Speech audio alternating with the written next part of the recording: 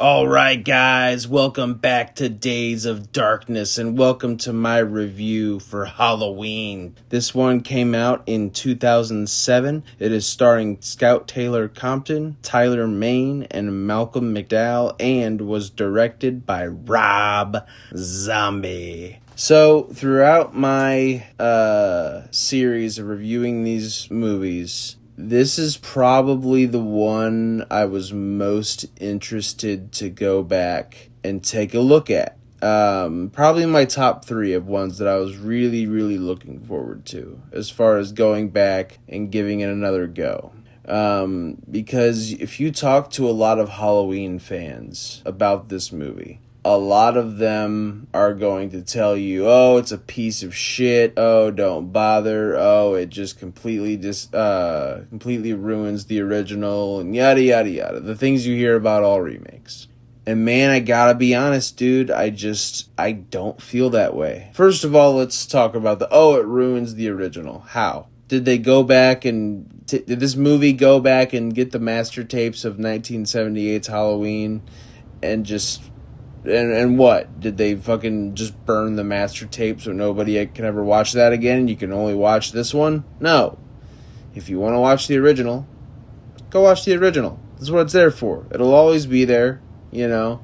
I know physical media, there are large corporations that are trying to kill off social media.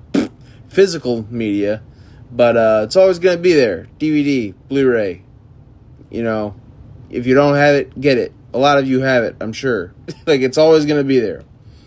So I always just kind of rub that one out. No. I always just kind of wipe that critique off the table very quickly because it just doesn't make any sense to me. But, for me, I always compare this to another remake of another very beloved horror movie, and that's the Texas Chainsaw Massacre.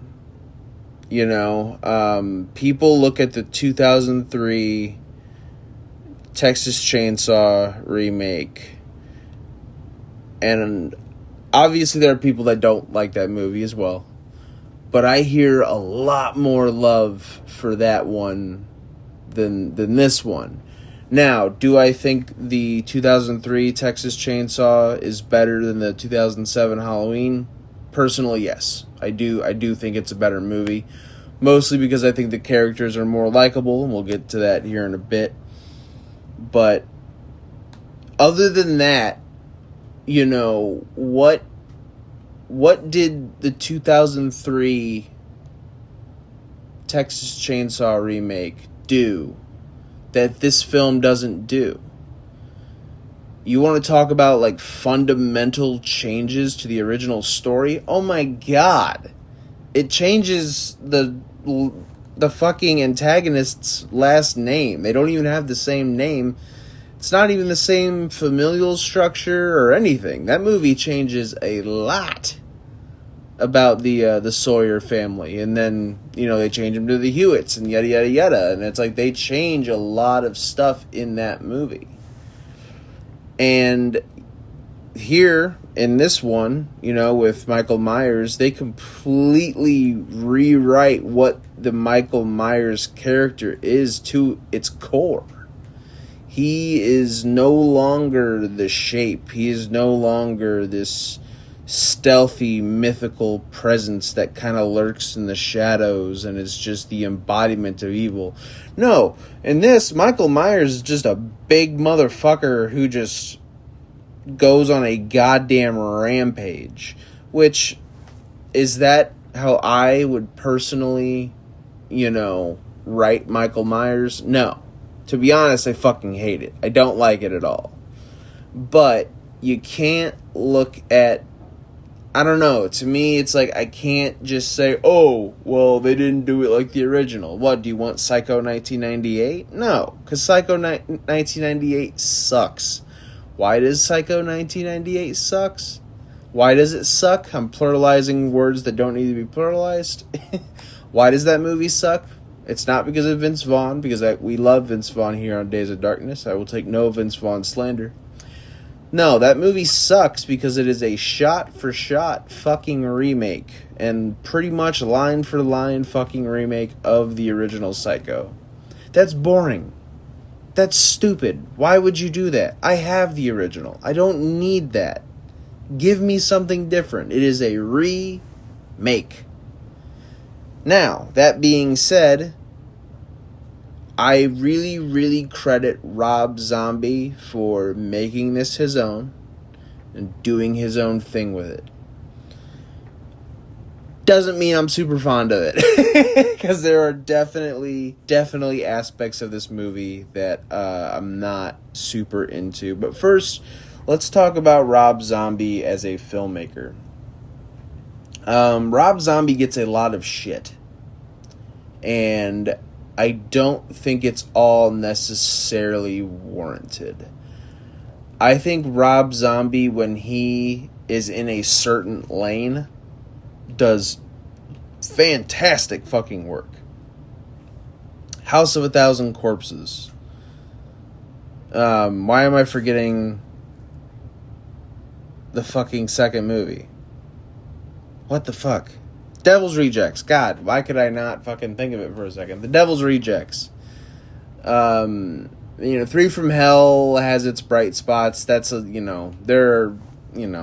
is what it is. For the most part, when that guy stays in his lane and writes his original scripts with his original Rob Zombie-esque characters, and I think they're fun. I don't think they're just absolute masterpieces or anything like that, but I think they're fun, really fucking solid party horror movies. I really, really do. The problem is when you take that style of writing and apply it to a series like Halloween, which, yes, this is a remake, but there's just certain aspects of his style and the style of Halloween that just don't mesh. And now again, it's a remake. We're starting fresh here. But to me, you do have to find that middle ground of how do I stay true to the style of the original while also finding my own voice, which is something I think the 2003 Texas Chainsaw does very, very well. They don't really nail that here. Now, hey, Rob Zombie is who he is, and he just did his own thing, and I respect that. Now, I've kind of lambasted his writing a little bit. You know, it's rough, and it's rough in this movie. Lots of just, I'm a pretty vulgar motherfucker. There's no getting around that. I am. But even for me, it's just stuff where it's like, I mean, I'm not going to sit here and be like, oh, I'm just so offended, because that would be just silly. But it makes me laugh, and so it's distracting. And I'm like, I'm supposed to be scared. This is supposed to be either a very tense moment or with, the stepdad Ronnie in the beginning. It's supposed to be, you're definitely not supposed to like this character, and I don't. But I don't think the intention is for you to find humor in what that character is saying, and I can't help but laugh at it. Because it's just so off the fucking wall and so crazy. And it's like, what are we doing here? But, overall, his writing is hit and miss. His directing, though, man. The way Rob Zombie frames a fucking movie is awesome. I really, really feel that way. There have been critiques about how he handles certain things, female characters and whatnot, and yes, there are a lot of Rob Zombie self-inserts in his movies for sure. Like, everybody in this movie every male character in this movie fucking looks like Rob Zombie for some reason.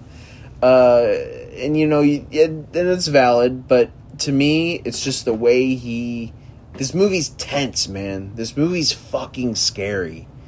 And I I can't look at this movie and just totally discredit it when it has some of the tense, nail-biting scenes that we have here. I'm sorry. I'm not going to just call this movie, oh, it's just a piece of shit and call it a day. Because this is not how I feel. This movie's a mixed bag of mixed bags for me, for sure. Let's talk about Michael Myers a little bit. You know, in this movie, probably the biggest thing that I do not like about this movie is the fact that we dive deep into Michael Myers' origin, which, to me, I'm not someone who just thinks that, oh, you know, you shouldn't explore the character at all, because eventually that's going to get boring. But to me, I think a majority of the Michael Myers character should be kept a mystery. That's what makes him scary, is he's the shape. He's just pure evil. He's a little boy who grew up in a Midwestern not rural, but just in Midwestern suburbia, and just had a perfectly normal childhood, nothing going on, and then BAM! Just out of the fucking blue, he's a fucking maniac now. To me, that's interesting. And that makes that character, he's a husk of a human. There is no motivation. And here, Rob Zombie flips that completely on its head to where now, you know, we see a young Michael Myers who is growing up in a very, very, very tumultuous household, to say the least. His stepmom, who does care about him and loves him, but is just not being a very responsible parent, and is, you know, has this awful, terrible stepfather in the house where, man, if I was in her position, man, I would have dumped his fucking ass out of that wheelchair onto the sidewalk and said, see ya, buddy. Fuck off. Fuck you. Well, you know, everyone's situation is what it is. I don't know what's going on. But, yeah, man, Ronnie's a fucking piece of shit. And, you know, his sister's very verbally abusive to him. We don't see any real signs of physical abuse with Michael, but, you know, I'm sure that was going on as well, given the context of what we do see in the movie. And, you know, you can look at this kid's life and just realize, I mean, he's obviously, you know, he's killing animals already and shit, but you can definitely look at this kid's life and be like, yeah, I can see it. I can definitely see how this kid would grow up wanting to kill people and wanting to be this evil, what am I trying to say? This merciless fucking killer. Because, yeah, man, like, anyone who grows up like that, they're going to be angry. Now, does everybody who grows up in those conditions, do they become maniacal, insane serial killers? No. Obviously not. But, you know, yeah, you're definitely more at risk, I would say. And to me, it just then completely drains the mystery out of that character. And to me, you know, just doesn't really hit for me the same. That being said, you want to talk about the look of Michael Myers. Holy fuck. First of all, let's talk about the mask. You know, obviously in this, you get a time jump, and it's not, and obviously, you know, they're doing their own thing here, so it's not just a store-bought mask that was stolen out of a drugstore. It is an old, weathered Halloween mask that was kept under the floorboards for years and years and years. And then when he picks that fucking thing up as an adult, it is very weathered, very cracked, very gross looking, and I think it looks fine. I don't have a big problem with it. I think it looks cool. But, I mean, they don't, like in Rob Zombie's Halloween 2, which we will absolutely talk about, They jumped the fucking shark. That thing just looks like dog shit. I fucking do not like that mask, if you can even call that a mask at all. Not for me. This one, however, you know, I think it's fine for what it is. I think it serves its purpose, and I think it's, you know, it's spooky.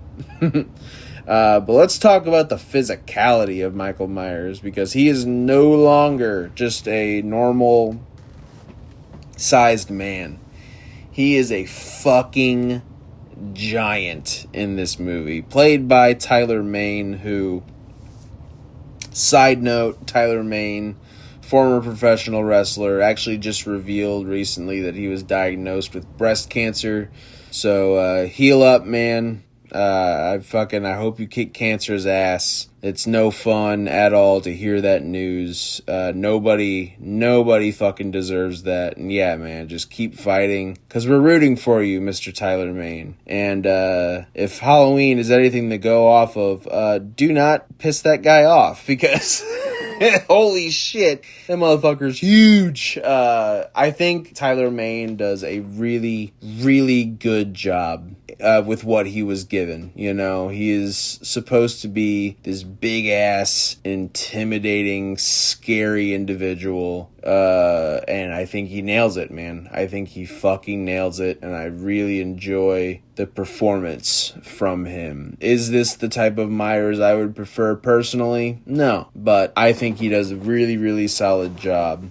Now, while we're talking about, you know, characters from the original, which is obviously everybody because it's a fucking remake, one character I'm not super fond of is Laurie. To me, Laurie's character in this, you know, Laurie is supposed to be, you know, the goody two-shoes, you know, unassuming, innocent high school girl. You know, that is what makes that character so vulnerable. And when you put yourself in Laurie Strode's shoes in that original Halloween movie, it makes you all the more frightened for her, and it makes her, you know, it makes the idea of her fighting back against this relentless evil that much more relatable, and you can root for her more. I'm not going to say this character is just completely unlikable or anything like that, but to me, the way she's written in this movie, she's much more bratty and much more, I don't know. There was just something about the Laurie Strode character where it's like you feel like that innocence is lost a little bit. And I think that's from Rob Zombie's preference to write all of his characters super fucking raunchy and super fucking just off the wall Rob Zombie dialogue. I mean, is she saying some of the shit that like a Ronnie would say? No. But to me, I think that character in a lot of ways should be handled with as much care as the Michael Myers character is, and as the Dr. Loomis character is. And to me, when you tweak that stuff, you run the risk of losing that relatability. And I think, you know, that was definitely lost here. Certainly not the worst case of character assassination in this at all, but like, I don't know. And it's nothing against Scout Taylor Compton. I think she does perfectly fine in the role. I just, you know, again, I have to accept this is a remake and we're doing different stuff here. But to me, I feel like the Laurie Strode character was just not as, I couldn't get as invested in her as I usually am able to. It doesn't help that we are introduced to her character, like, damn near halfway through the movie. Like, this definitely feels more like a movie about Michael Myers and less a movie about Laurie Strode escaping Michael Myers. I mean, she's definitely a major part of the movie, but not to the degree that, you know, the original portrays her as. Like, she is, besides Myers, she is the main character in that movie. Her and, you know, Loomis. But speaking of Loomis, let's talk about Malcolm McDowell. Phenomenal performance. You know, that's the thing. I don't think anybody in this movie does bad by any means. I mean, it's like there are certain performances that are a little more rough than others, but nothing that I would actually say like, oh, they're just terrible. Like, it's just, to me, there are things to critique about this movie, and the performances are not one of them.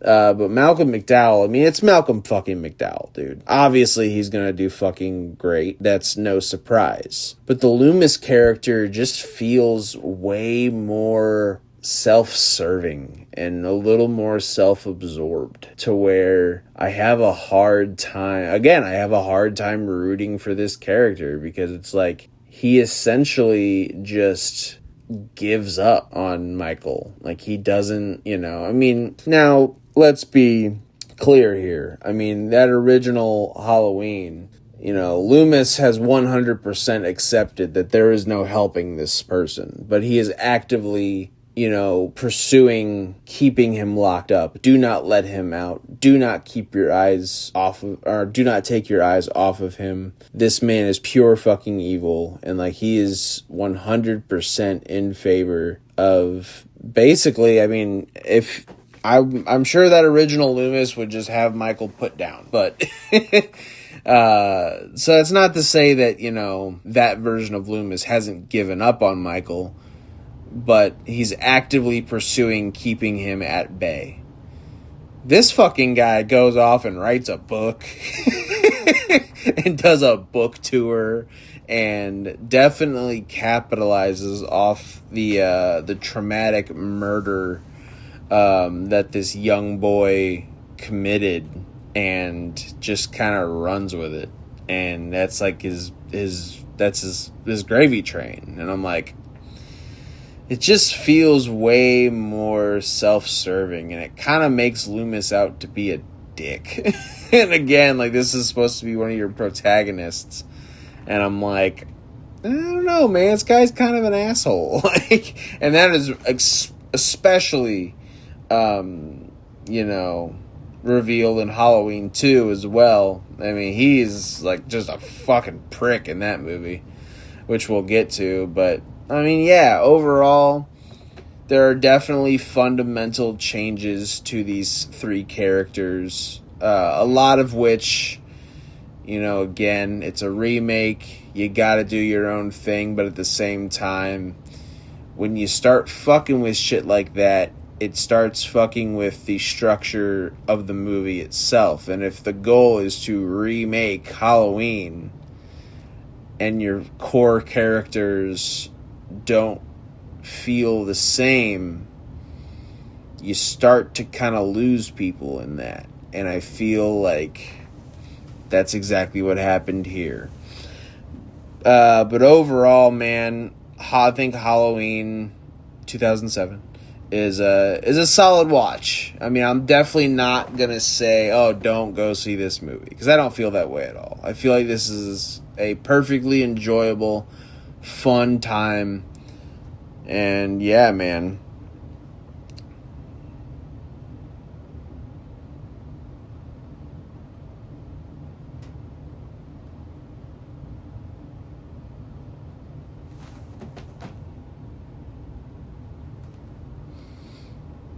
before we get into the kill of the film, let's talk about that ending real quick, because the ending, I think, was super, super interesting.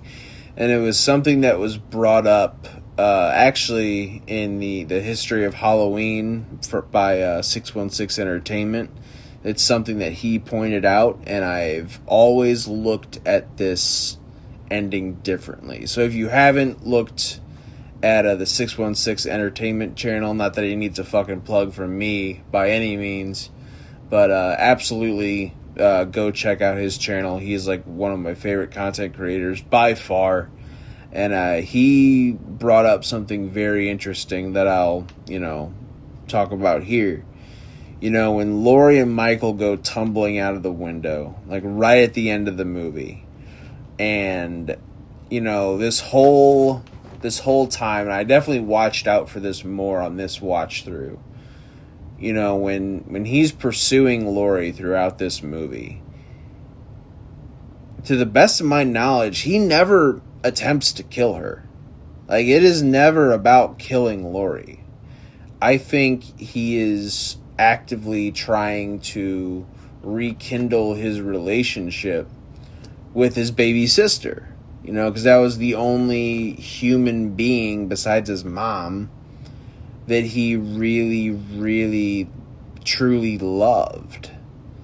And when you look at it like that, again, it's an interesting little tidbit. It's an interesting little wrinkle. Because he never, like, he's just carrying her to his hideout. And he's carrying her. He never actively, like, he never goes for a kill, ever. And, you know, once he kind of realizes that, hey, this chick is not down with this at all, when they go tumbling out of that window and she's pointing that gun in his face, I think a lot of people would think like, oh, you know, because he's grabbing at the gun, and a lot of people would say, oh, he's trying to, you know, take it from her, or, you know, kind of make sure she doesn't shoot him in the fucking face. But if you really look at it, is he trying to avoid that, or is he like steadying her aim so she can kill him? Like, is that what he, you know, is he trying to be like, you know what, just kill me? Like, this life is horrible, I can't take this anymore, just kill me. Because if that's the case, then, like, obviously, you know, if we're talking about Michael Myers, that character is now completely fundamentally changed. But it is interesting, and she, you know, does end up shooting him in the face. If Halloween 2 is anything to go off of, she, like, misses, but by the way she reacts, I think she got him. I think she blew his fucking head off. But yeah, man, like I said, Halloween is an enjoyable, fun ride.